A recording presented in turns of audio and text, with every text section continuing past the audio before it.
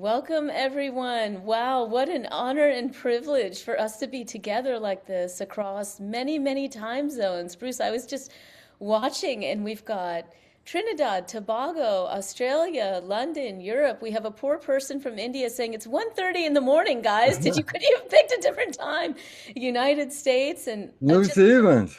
New Zealand. Yes, one of your favorite places, I Yeah. know. And you, of course. And you know what I noticed is a number of them represent indigenous people. Ah, that is A amazing. number of, I'm so happy because if we're to learn anything, we really have to go back to an indigenous consciousness. And so I'm so glad they're with us. Yes, 100%. I mean, what an honor for us to gather. And I want to just thank all of you personally and you, Bruce, for taking the time during this hour for all of us to gather in community. This is really precious. And I'm very grateful to, the technology, but also the team. Thank you, Caitlin, Nicolay, Remy, Annie, Alex, Laura, for everything, that our team is doing to support us behind the scenes so that we can gather together in real time.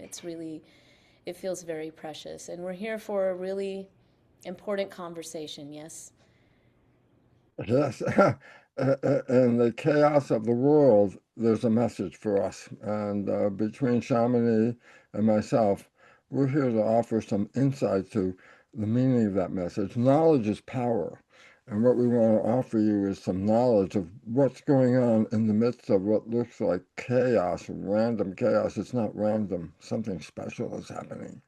Yeah, 100% agree with you. And even the understanding of what chaos is when we look at it from the scientific perspective is sometimes we think it's random, but it's actually not. It's just, Right. in a nutshell, it's a lot of energy, right? There's a Uh, uh, lot of uh, energy. uh, why it appears random is that it requires so much data that you can't conceive of. You know, a butterfly moves its wings in the tropics and it influences the weather in North America, and then therefore, if you really want to know what's going on, then you have to include every butterfly in the world to see what's going on. In other words, too much data, so then we guess. And Hmm. it looks random, but as you said, and very important underneath it all, Shamini, is this is not random. Yeah.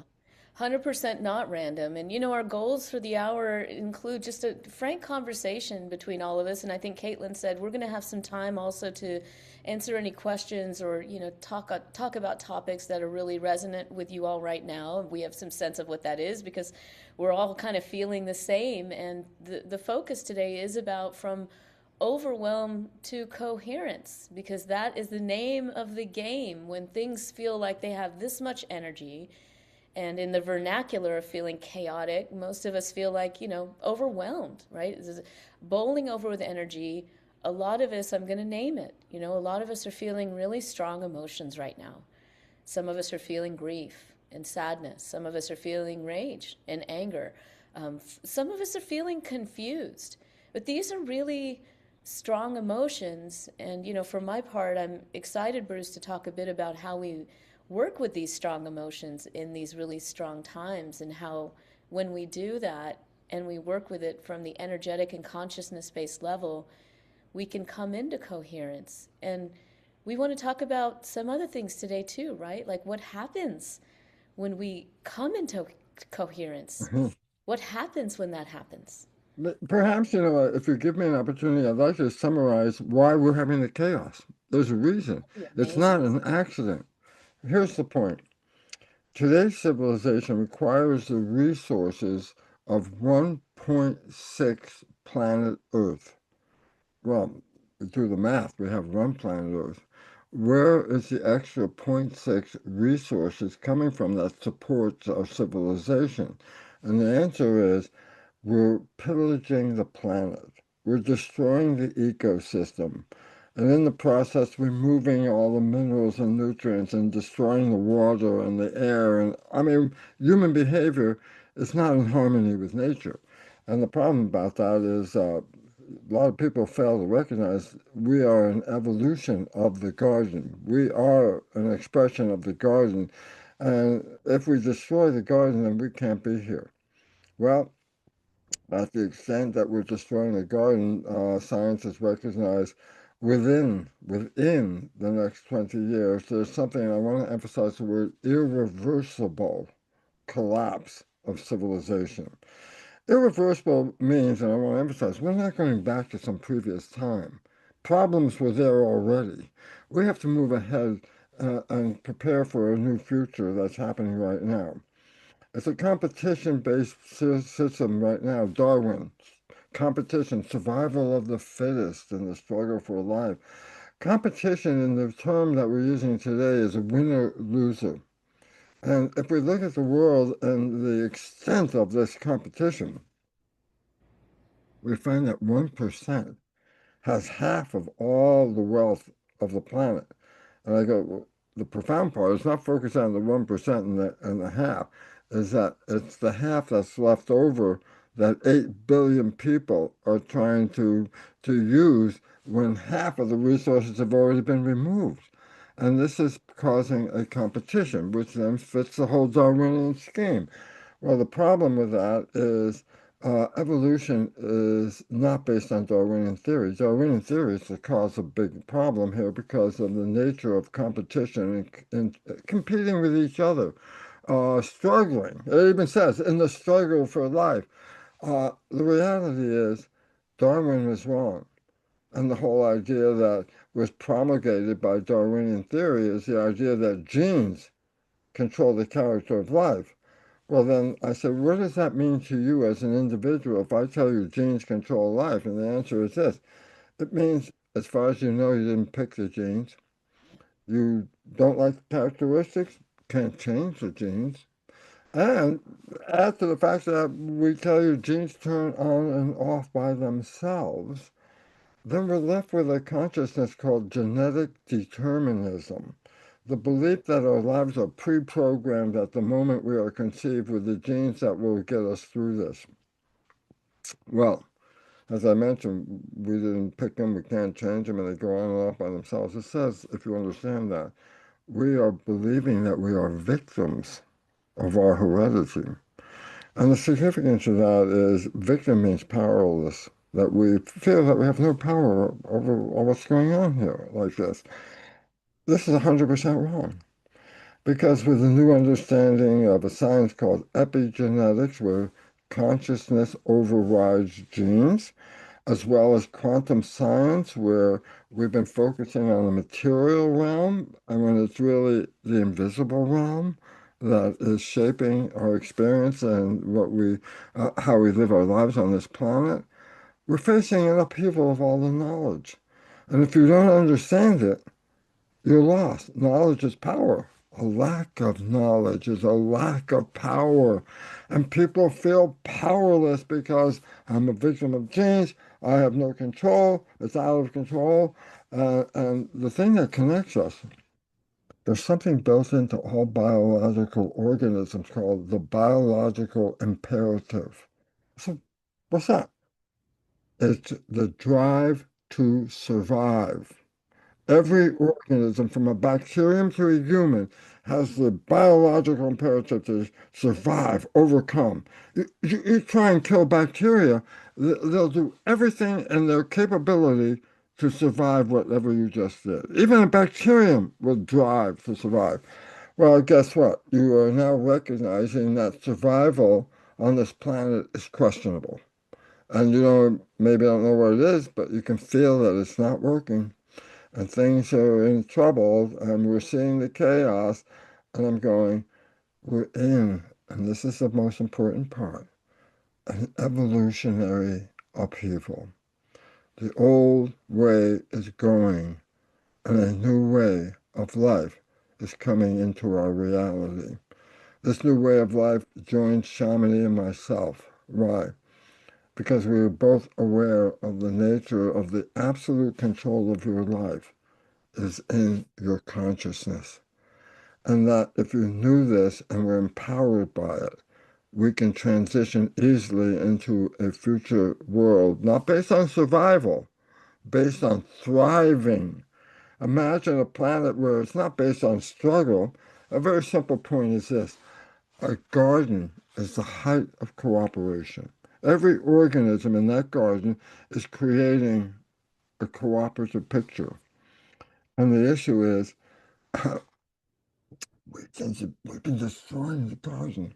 Mm, mm. And that we have to come back and recognize we are the garden, and that if human cooperation is fundamental, which it is, then we have to bring people together in a world that has been based on separation.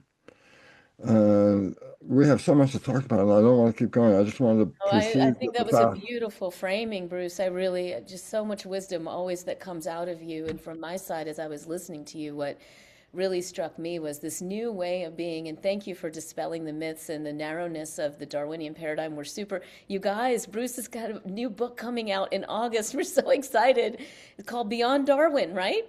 Yes, it's the book about the evolution that we are in process of experiencing right now, which means a way, it's fundamental. It's changing the behavior we were, and I'm going to use this word, we'll come back to it, programmed with. We Yes. have to reprogram to take our power back. And that's why I love working with Shamini, because her whole organization, CHI, if you just want to mention it to the Sure. wonderful community out there, is involved with what? Program change. Yeah. 100% program change in education because as Bruce said, knowledge is power. So for those of you who haven't met me, my name is Shamini Jain, and I'm the founder and president of a beautiful nonprofit organization called Consciousness and Healing Initiative, or CHI. And for anyone who's interested, you can go to chi.is and learn more. We have monthly gatherings with leading lights in the fields, like and including Bruce. I hope this year we'll be able to talk more about his book. But I want to come back to what you were talking about, Bruce, around waking up to new ways of being, and the sense of survival and what we mean by that. And as you said, we are the garden. And you mentioned in the beginning of the call that we're so privileged to have folks from the indigenous communities here with us on this call. So this knowledge is not new. We are just having to reckon with the fact that we have separated ourselves from life force as I see it. So when I hear survival and I hear about organisms and I hear about all of this, naturally, being an energy person, which is what I've personally kind of delved into from both the science side and the practice side for several decades now, this is all about recognizing and honoring the life force within us and between us and all things, because we are not separate. And these ancient traditions, whether we called it Ashe, Masubi, Shakti, were life force energy. And guess what? In those traditions, life force energy meant power.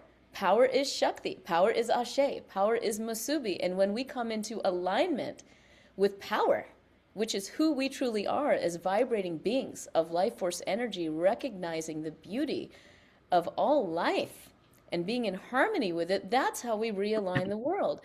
And yet we're dealing with the crumbling of these old systems of thought, these systems of separation, of oppression, of ignorance, of greed, lots of things that we can name. So we're in this really interesting age of, the Piscean age moving into the age of Aquarius.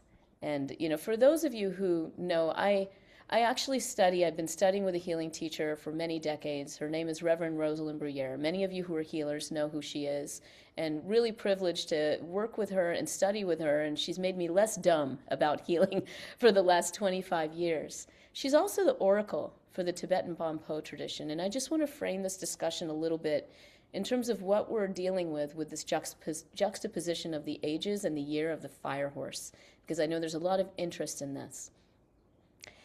She channels several ascended masters, and I'm just going to go fully spiritual here, guys. Those of you who know me know that I'm fully scientific and fully spiritual.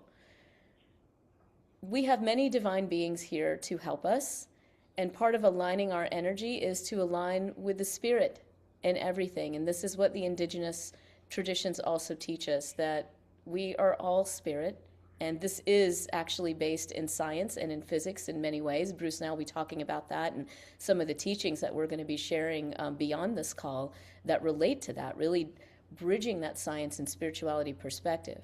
But when we take that longer view, this is what I'd like to share from my time that I recently had with Rosalind and some of the masters that she shares from.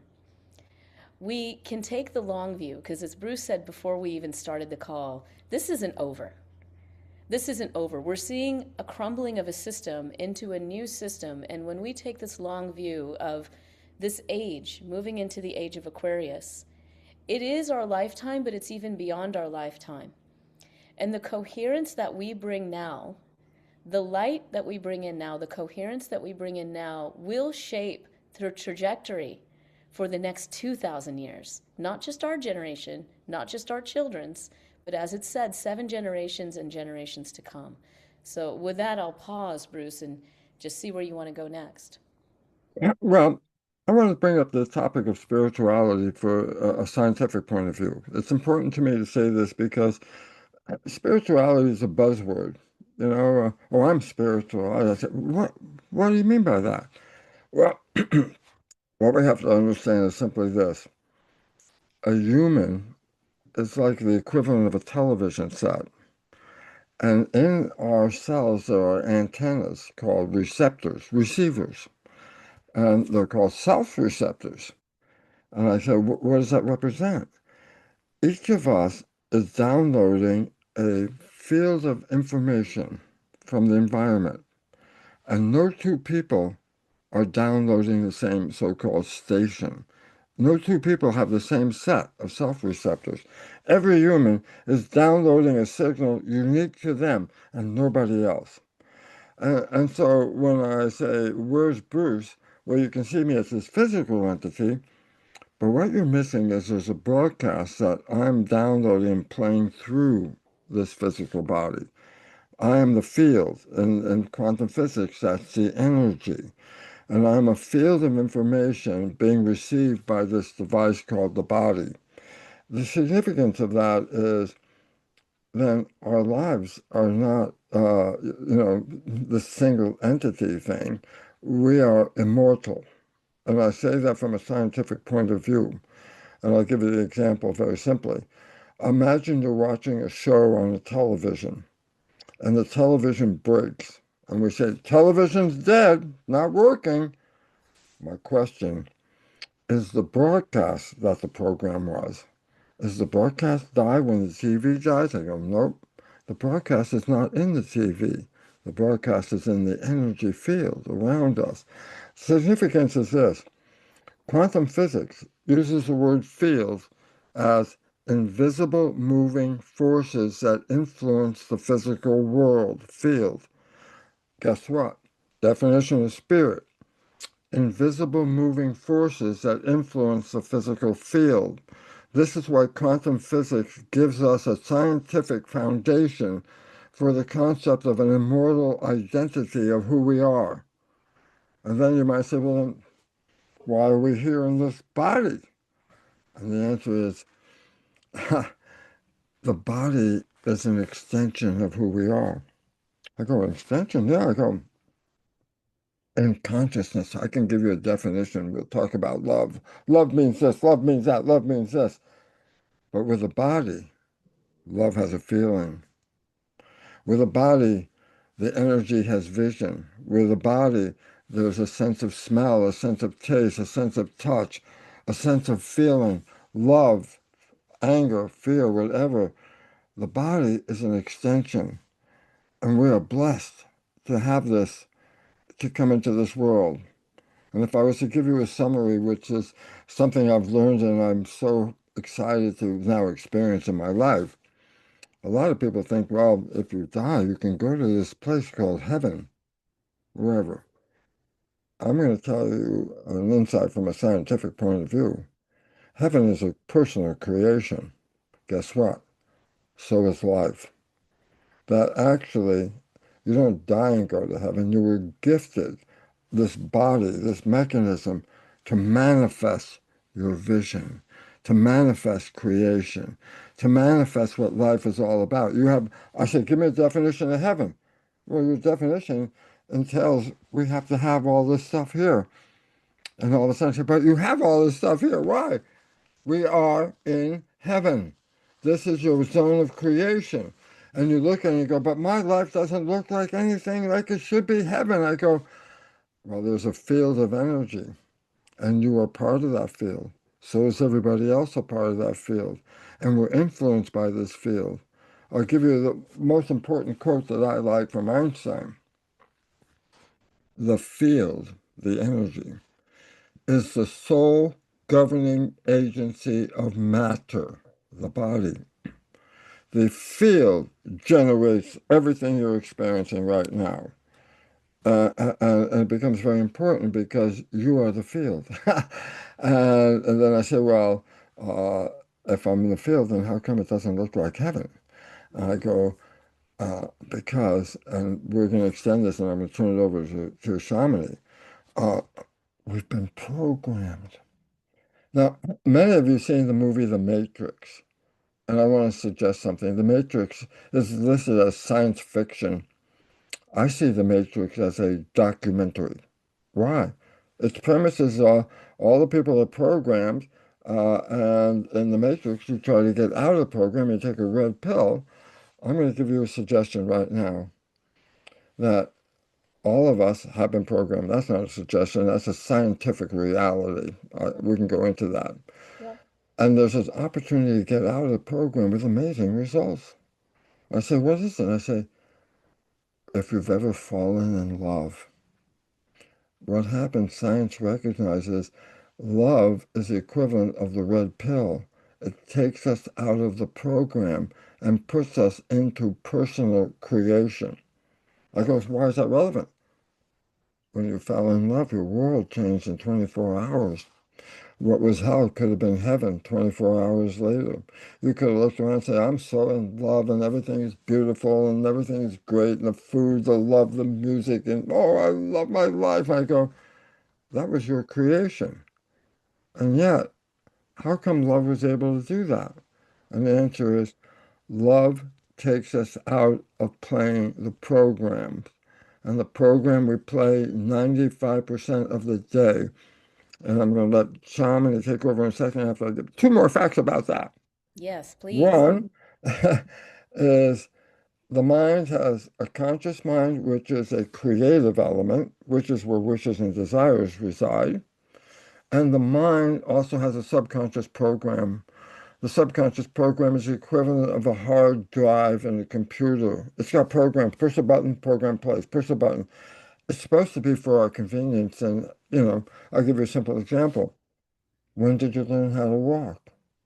Well, it took you a while when you were under two to learn how to walk. Guess what? It became a program. And now you can walk, you don't think about it. It's automatic. You could be walking 80, 100 years on this planet from that program you got before too. And so there are good programs and there are bad programs. The 100%. programs that are bad, which I call them that, because they take away your power. And when you feel powerless, then you feel you are the victim. And if you are the victim, you will seek power and help from other places, other people, not thinking of yourself as involved. And the fact is, you are the creator of this, and you can change that creation. Falling in love was an example of how quickly you can change the creation. Unfortunately, falling in love has that honeymoon period, and generally when that honeymoon period ends, you're back in the program, and that's where all the problems show up in life. So we have programs, last fact, and then Germany. The brain is like a computer. It's not like it is a computer, okay? And the brain boots up 3 months before you're born, the screen lights up. And in the old days, you would buy a computer and it didn't come with programs. And you get this brand new computer, thousands of dollars, and you push start and the screen lights up, it boots up, and I say, do something. You say, no, I can't. I said, what do you mean? You got a brand new computer. And they say, not until I put the programs in. The human programming occurs starting 3 months before you're born through age 7. Your brain is not operating at a level of consciousness. It's operating at a lower, they call vibration, called theta, which is imagination and character. That's why children live in half the real and half the imaginary world. But theta is hypnosis. And that's how you got your program. Your program came from other people, not from you. It came from observing your parents, your community, your teachers, your clergy. These were programs that were put in. And if they don't answer what you want, or they disempower you, it's in the program. Just as much as walking could be, once it's in the program, it's in there for life. You can change this program, but you are playing a program because 95% of the day, science recognizes life is not coming from conscious creative mind. 95% of the day, your life is being expressed through the programs. And you can't see these programs because the reason why you're playing these programs, because the conscious mind, instead of looking out at the world and driving you to where you want to go, the conscious mind can think. Oh, so what? Thinking is not looking out. Thinking is looking in. But if you're carrying on your life, driving a car, talking to somebody, doing your job, and you start thinking, you're not there. And I said, well, then how come I didn't wreck the car when I was thinking about what I was going to do at the store? And the answer is because, and here's the fact, once you start thinking, your life is controlled by the program.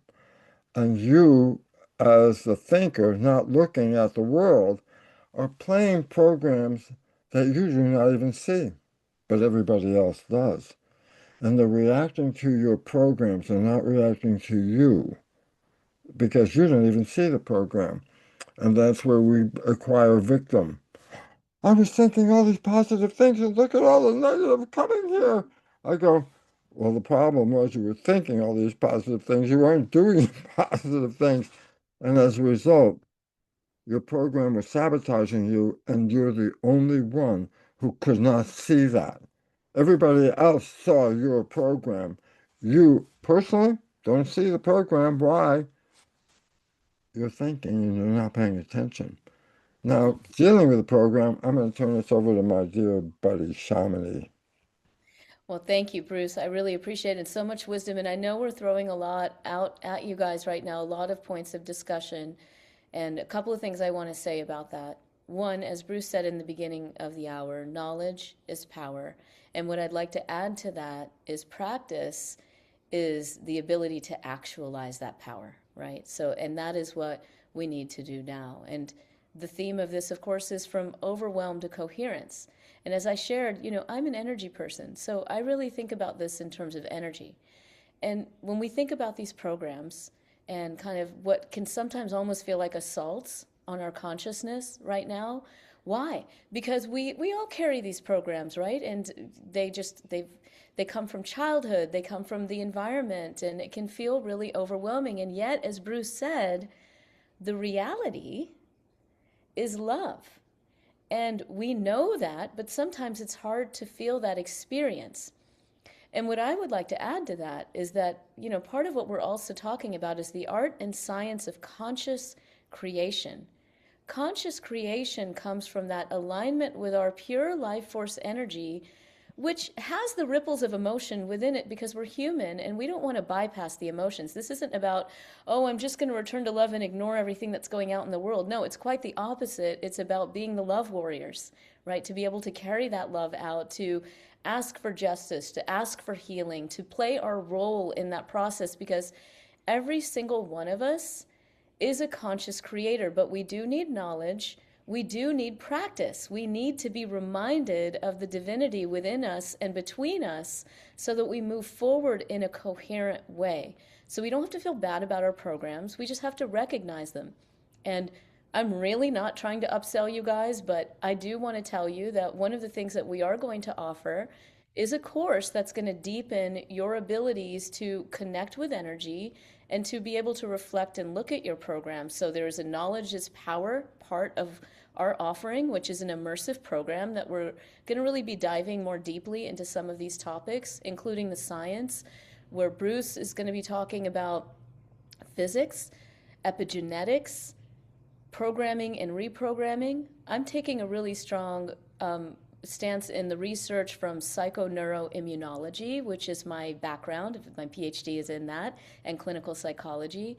But I'm going to be focusing a lot too on practices of energy and the use of sound as an entry point for us to feel our energy and come back into coherence. We'll tell you more about that later, but right now, if you're feeling okay about this, Bruce, I'm feeling very much called to bringing us together into a practice right now because I feel like it's such an honor and privilege for all of us to be together in real time, and I want to make sure that we're all feeling the love that's here between us and feeling that coherence of love so that when we step off of this hour, we're really being carried with this collective energy and this collective coherence that we can manifest together right here and right now, whatever is going on in our lives that we came to the call with. So, is it okay if I lead us in a little bit of collective? Yeah, I just want to add one thing about our audience. And the significance of our audience is that they're, I would call them cultural creatives. And I say that because everybody in this audience is looking for answers to the problems that are not in the box. And they're not going to be found in your conventional world box because that would try to keep us in the box. And what we're talking about, let me out of the box. Let me be creative. Let me have the life I want. Can you have it? The answer is yes, 100%. But you also have to know how to get there and outside of the programming that is limiting us. And practices that Shamini offer can give you that guidance to take your power back. So I'll just sit here and get involved with Shamini's plan right now. Great. Well, we're just going to do a collective field practice. So, because what's within is between us. And so I'm going to invite all of us, if we're sitting, to just make sure that our feet are comfortably planted on the ground. And if it's comfortable, keep your spine kind of straight. The reason why we do that is because it's easier for the energy to flow. If anyone is laying down, it's perfectly fine to do this laying down as well and just allow your body to completely relax and be supported by the bed or the floor, wherever you are. But just take a minute to kind of come in here to the body and feel your feet on the ground as a first step. And part of being a conscious creator is just opening to divine play. So, and I mentioned sound as a powerful way for us to align with coherence because sound in the ancient traditions is consciousness, actually. And that's really deep in the Vedic tradition. I talk about it, I believe, in the course. Let's acquaint ourselves with our sound here because this is about feeling our energy and our vibration. So, this is very simple and fun.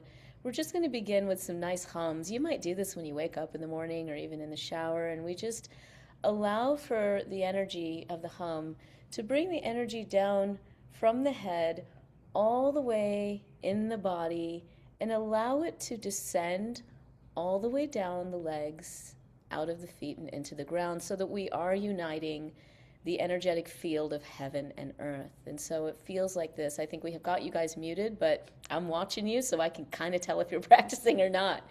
So we just start with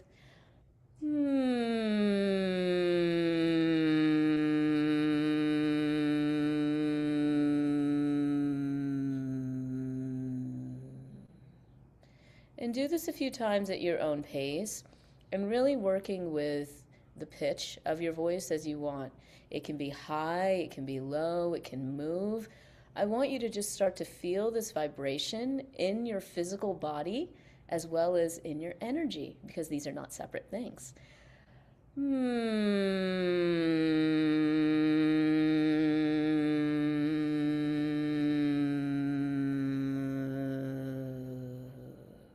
And you may want to even feel like you're opening to a vowel. So it could be ah, ooh, whatever feels good. Ah.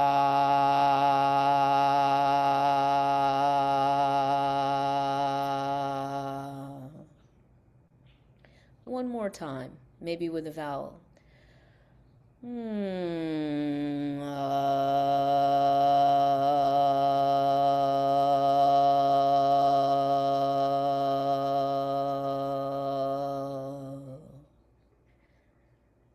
Now I'd like you to take your awareness and bring it into your heart center. You feel some little tingling, buzziness. Different people feel different things. If you feel like it, you can throw it in the chat, but you don't have to. Just stay present with the experience of this sound vibrating through your body. You can continue to do that.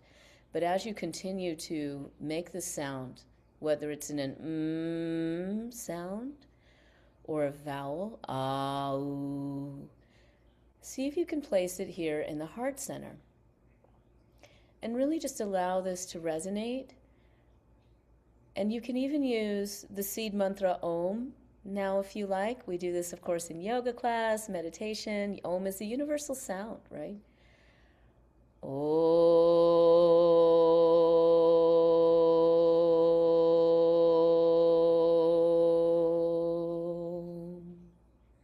Maybe even placing your hand on your heart. Om.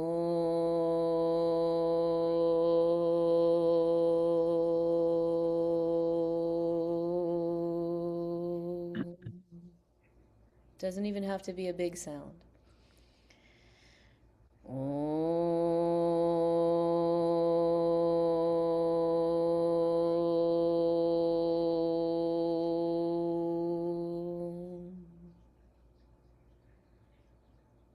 And take a minute to just feel your energy,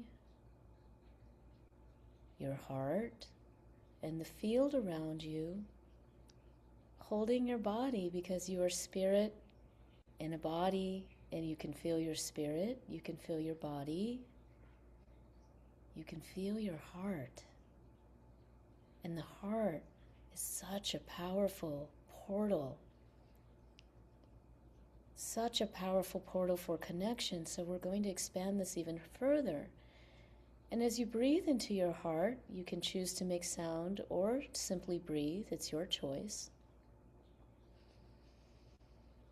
Breathe into the front and the back of your heart so that you're feeling both the front of the chest and behind the chest, the back of the heart. In many energetic and spiritual traditions, we receive love and support from the back of the heart.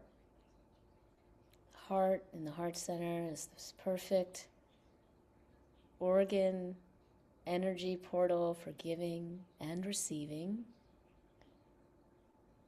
When we feel that giving energy, we can feel it really moving from the heart down the arms and out the hands. And so you can feel that energy, but we're receiving too. We're receiving from each other. We're receiving from guidance. So if you feel comfortable, I'd like you to place your awareness on the back of your heart now and just breathe comfortably.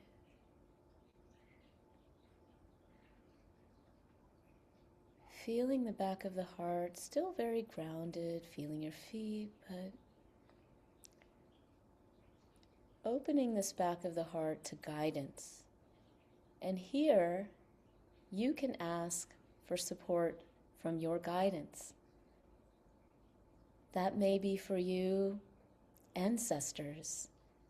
It may be angels, guides, animal spirits, each other, your higher self.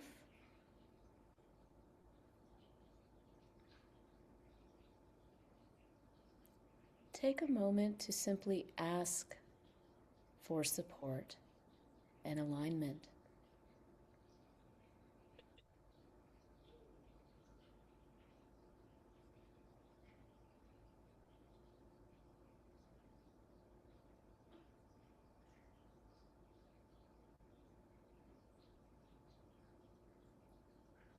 And feel that support, that spirit has your back and our backs. Maybe you notice an energetic shift.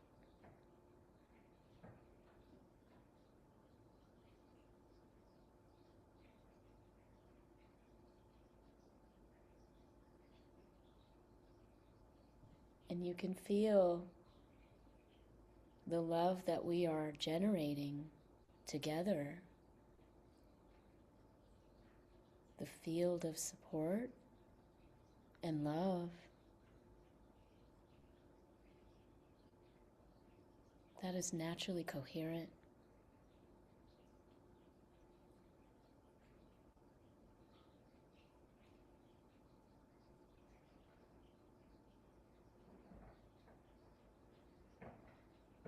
Relax into this.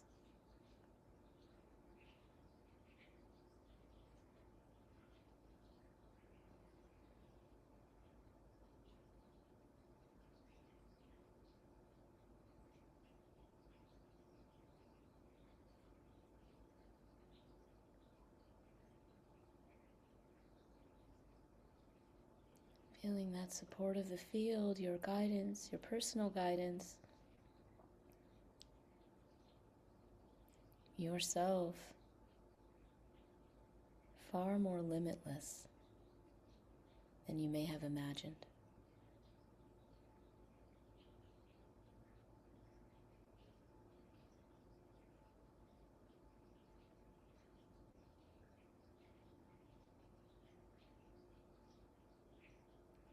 Thanking any supporters, any guides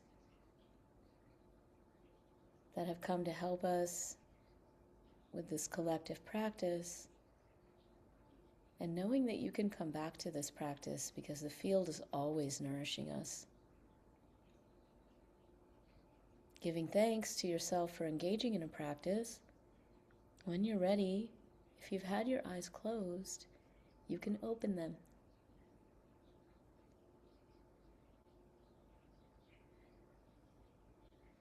This is the beauty of being able to connect to the field. And there are so many wonderful practices to bring us into coherence. This is just one. And I want to name that every culture across the world has these practices. They don't have to be trademarked. They're not special. They exist in yoga. They exist in Tai Chi, Qigong, meditation, energy healing, spiritual practice, prayer. It's just a reminder for us to come into our practice. For me, I love sound and energy, so that's my practice, and that's part of what I teach, and that's part of what you'll see in the course if you choose to learn more about it. But thank you for the opportunity to facilitate. If I could, can I step in now, my dear friend? Please, Bruce. When a lot of you hear the concept of energy, it sounds so new age. That's such a new age thing. I want to say, far from it. It is the most foundational science of this entire planet that Shamini is talking about. I go, what is it? I say, quantum physics is the most valid, truthful of all the sciences on this planet.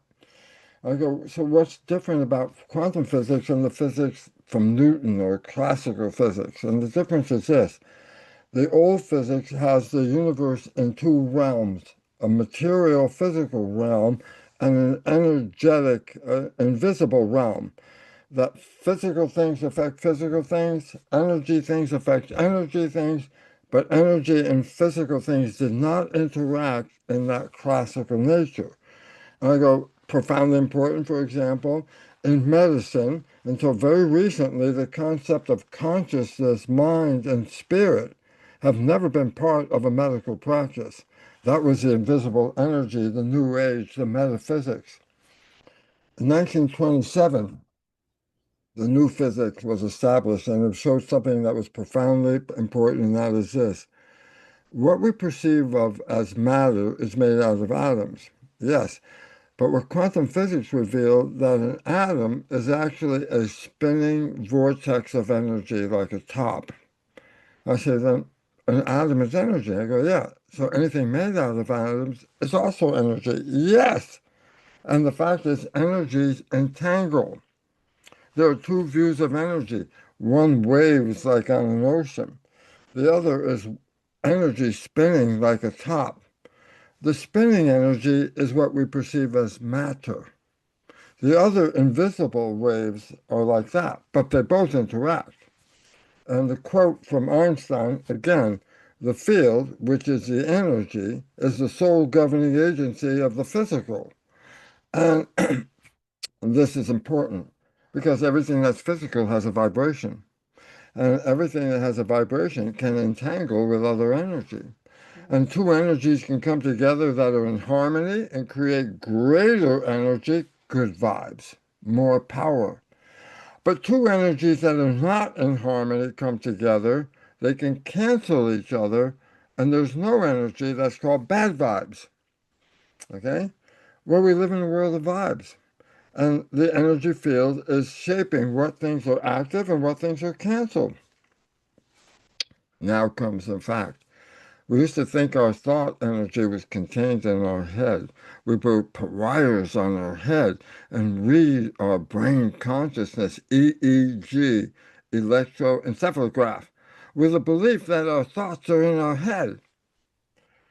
No, there's a new technology that reads brain function called MEG, magnetoencephalograph. I said, what's important? The probe that is reading your brain waves, fields, is out here. I said, well, wait a minute. My thoughts are not, I'm broadcasting. I go, guess what? When you broadcast a field of energy, it interacts with the other fields, entangles. And therefore, our thoughts can create something very positive, good vibes, or our thoughts can create something very negative, bad vibes.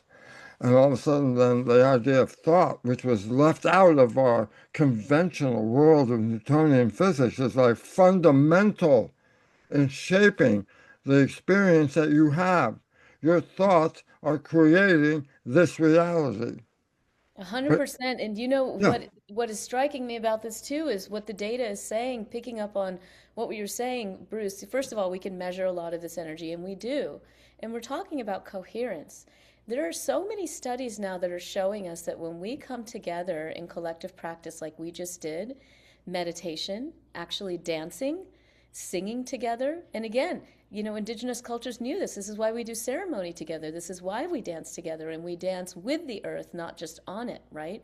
There is an energetic coherence that is actually measurable, and there are many studies that have shown the coherence between our brain waves when we engage in cooperative activities like this that stimulate joy, that stimulate creativity, that stimulate a felt sense of coherence, because we're unifying with the field. It's really that simple. And so the field is feeding us, and we can actually measure that. We are actually measuring that. Not only that, the studies are now showing that when we come into this field coherence, we cooperate better. And so, I don't want to get into all the data. I talk about it, I think, in the course, and in other talks that I've given, but this is very real. It's not just imagination, and it's not just psychological. It's energetic. It's even physically measurable. Our coherence matters. Our creativity matters. And we haven't had a lot of time to talk about creativity yet, but we are in the course. And I want to honor, Bruce, I know we're getting close to the top of the hour. We may have some questions. I know that Caitlin is kind of managing questions that people might be asking. Um, I don't know if Caitlin, you're going to bring up any information about next steps for us. Bruce does so many things, as you guys know. I do too. We're out there. We're teaching in different ways, online and also at retreats. But I'm really honored, Bruce, to be doing this course with you because you are one of my all-time favorite humans on the planet, first of all. Second of all, I know that you and I really share a real passion for bringing people to their power, their agency, and their creativity. And all I want to say is, this is vital. We are bringing in the new change, and part of that means you discovering your creativity, your creative life force, and the gifts that you are going to bring out into the world through your own blessings and gifts that you have, and also in conscious communities. So we do have a module kind of immersion that we're doing that is going to involve some live interaction with me and Bruce, as well as self-guided videos where we're deepening our discussion about some of the science and also giving practices. And I know I was told, I need to mention the bonuses. Well, this is actually exciting because Bruce just mentioned he's doing a new course, a new book. And in his new book, he's actually generously giving us the prologue. So we get to actually read the prologue before the book is even out in oh, August, which I'm super there's also excited a about. chapter on the science of spirituality. In It's other words, amazing. take it from a new age thing and make it quantum physics. And then spirituality has a very powerful influence from a science point of view, not new age. Exactly, 100%. So anyway, you'll learn about all of this, in addition to the course itself. Bruce is generously offering some things. I am too. So we have books, we have meditations, video dialogues. If you're interested, you can learn more about it, and we would love to support you in the journey if that feels like something that would be nourishing for you. But we'll move to questions now, if that's okay, because I want to make sure that we honor the folks that are on the call and have some time to maybe answer a few questions. What do you think about that, Bruce? Well, a very tough situation with over 1,000 people watching to answer somebody's question. So let's try a couple of them. Yeah, we'll get to a few. So, Caitlin, I will hand you the ball. All right, so we've got a couple questions in the Q&A. If you're in the audience, reminder to put your questions in the Q&A and not in the chat so we can track them. But I have the first one here. It says, I'm curious what Dr. Lipton would say about the potential for an intuitive approach to music improvisation to help us retune and retrain our body, mind, and spirits, using the power of sound, thought, and connection to re-experience ourselves and each other. Well, the important part of the sound connection is sound is a vibration. And as I mentioned, vibration is a field of energy, and energy entangles. So, sound, especially music, is very important in shaping the character of our lives. We also have to recognize, the sounds like in war, the drumming of war is a sound that gets people worked up to fight. But there's a sound of a lullaby, and a lullaby helps people calm down. And so, sound is an integral part of our world. Now, tuning into that sound and then being the person in charge of what sound I'm bringing in gives me the power to use that sound in very positive ways to enhance my life experience. Sound being a field and a field governing matter says then the sound will absolutely influence our body and its physiology, as well as influencing the physical things in our environment.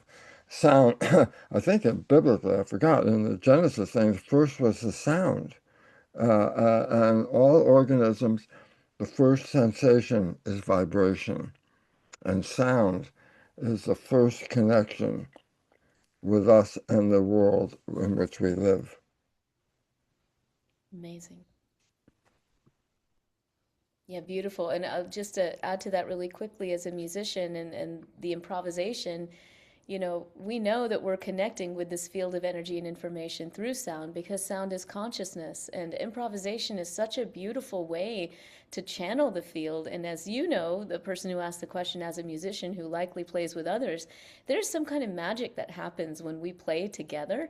And so music is again this metaphor for life. What happens when we play together? Well, we're being informed by the field. So when we talk about creativity and improvisation, we have to remember that we're always co-creating. It's actually not really coming from the mind when we're at that level. It's really flowing through us, and we're the messengers. That's been my experience anyway. Awesome. All right, let's get to another one. How do we most easily access and stay in the conscious creative mind? Beautiful question. It's a very difficult problem in today's world because we're being confronted by so many things we have to decide, actions, and all that. That takes us out of the conscious mind and puts us into the program mind. The two ways. One is stop thinking. Stop thinking. It's not a likely answer, okay? The other opportunity is to what? Change the program. Because what if your programs match your wishes and your desires? Then that means when you defer to the program, you'll still be manifesting what you wanted, not the programs that we downloaded from other people. So, reprogramming is really the most serious aspect of taking back the power of your life. Because if I can trust my program to take care of me in a very positive way, it doesn't matter if I'm thinking because when it takes over, I'm still going to the destination my conscious mind wanted. So personal empowerment comes from you, your ability to change the programs to fit what you want in your life, not the ones we downloaded from other people. Yes, and I would just add to that, from the clinical psychology side, anybody tried to stop thinking? It's kind of hard, right? But we don't have to despair because when we talk about stopping thinking, it's also just about realigning with the present moment, right? And so many traditions teach us this. Of course, mindfulness became very big here in the West. Present moment awareness without judgment. But there are many ways to get there. You can do mindfulness meditation practice. It's a great practice. But guess what? Going into nature, opening our ears and listening to the sounds around us, engaging in creative acts are ways to not have the conscious thinking program mind take over the show. So there are a lot of ways to realign with the creative mind beyond the conscious mind, even if we don't feel like we can totally stop our thinking. The mind is going to do what it does. It's also about where we're placing our awareness. So some of my favorite practices for expanding that awareness beyond the mind include go into nature. So nourishing for us right now. Nature has so much wisdom. We just connect with that bigger field, and it brings us to a sense of peace and quietude so that we can receive the field more strongly. And then from there, allowing the emotions. We didn't talk a lot about emotions today. We do talk about it more in the immersion, and we will, I'm sure, in our intensive. We need to flow with the emotion. We can't stuff it, we can't suppress it. When we allow the emotions to flow out, the thinking mind gets a little more quiet because we're not suppressing the energy. And so the thinking mind doesn't have as much to hold on to. So there are many ways. Yeah, emotion, emotion, energy in motion is the drive force behind a thought. You can have a thought, it won't go anywhere until you put some emotion behind it, and then you manifest. So emotions are very fundamental, and the vibrations are a manifestation of emotions, or actually what emotion is driving, the power of those vibrations. So uh, we have so much power within us, and yet our programming has been designed to take away our power. Because when you take away your power, somebody else has got the power. And right now, excuse me, right now we feel we are victims because our wishes and desires are not easy to manifest in a world that is falling apart. It's very important, a little piece of advice from a futurist, Buckminster Fuller. He said, if you want to change the system, you don't go in and fight the old system.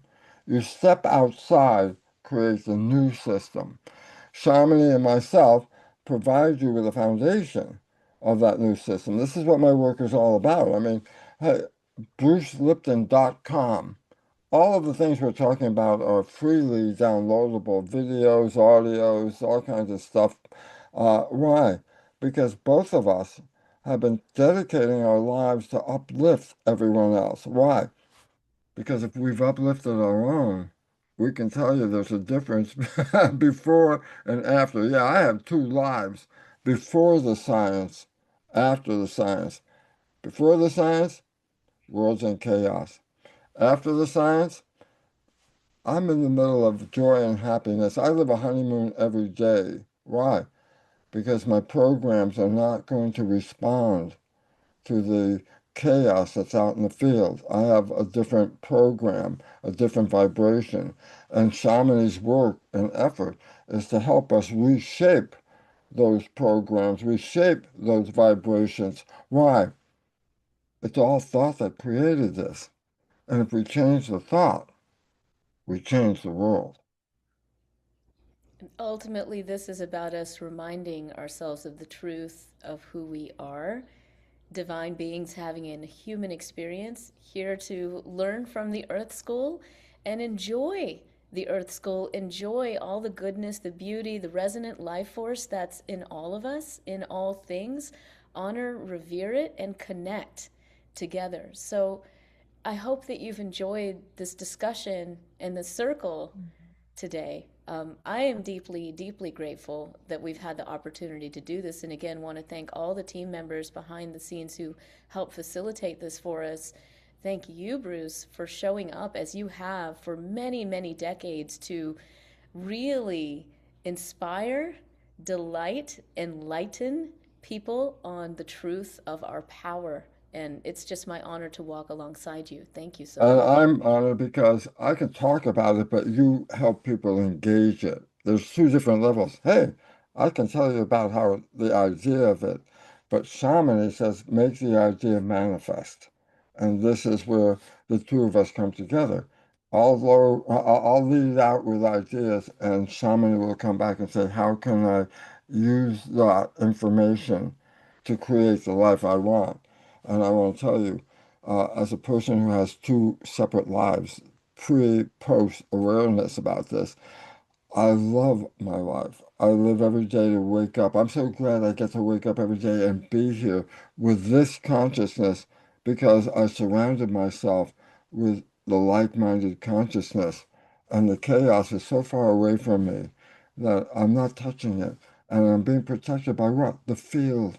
And everybody, and Shamini brought it up, the more people that are broadcasting the harmony of this field, the more powerful the amplification of the field. And the Yes. more powerful the field, the more it will change the world around us. And so I want to thank the audience. Why? Your field is what brought you here. And your field, in harmony with all the others on this line, is the force that collectively changes the world and helps us move into an evolution in which we could thrive. So well said, Bruce. Thank you. Thank you, everyone, for contributing to this call with your energy, your heart, your mind. We are sending many blessings. We're all sending many blessings to each other from the heart, that you can take the coherence that perhaps you felt today during the hour and bring that to continue to nourish you throughout the day, throughout the week, and nourish others as well. Be well, and we hope to stay in touch with you. Thank you so much.